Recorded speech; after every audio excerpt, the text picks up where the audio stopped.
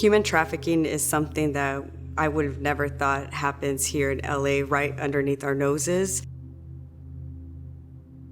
I was at work one afternoon. I got a phone call. I was in my office, and it was Armando on the other line. That's our director of security.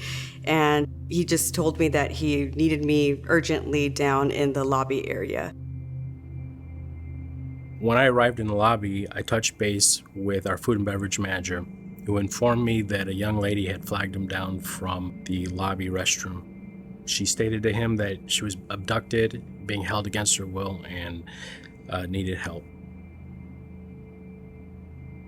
You know, I think initially there's a little bit of shock because you know these things happen. I don't think any of us are naive enough to think that it doesn't happen. But at your hotel, you don't expect it to happen. You know, we train for these things, we plan for these things, but it's kind of like being on the airplane, right? You do all the safety measures, but you don't expect to have to pull the raft from under your seat. And that's what it felt like that night. You know, they got her outside of a parking lot outside of Joshua Tree. They brought her at gunpoint and traveled almost 2-3 hours to our hotel. When I first saw the young lady, she reminded me of my daughter, who's also 23 years old, 4'9". It was hard not to be emotional. When I saw her for myself, all the pieces started to click together from the story that I just heard from Armando.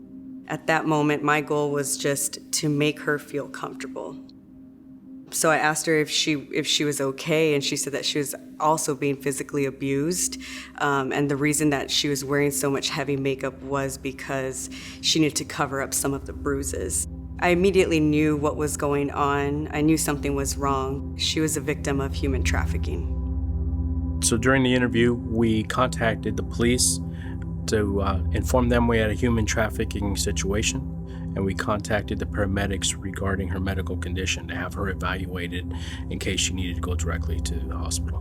When law enforcement arrived, we assisted with the investigation and discovered that there were 4 other victims being held on property. When the suspect did return, the police were ready and apprehended him right off the property. We were very happy that the situation was over.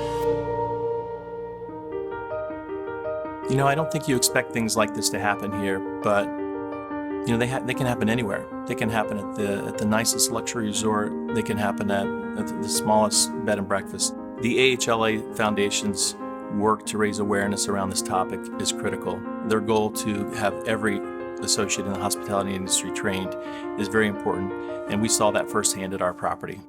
I feel the training was very helpful in the way that it tells you exactly what's out there and what to look for, what the next steps are and what resources you have. Had it not been for that training, I don't know how I would have reacted or would have known what to do. It could have been me. It could have been any one of us. We have a shared responsibility to look out for one another wherever we are.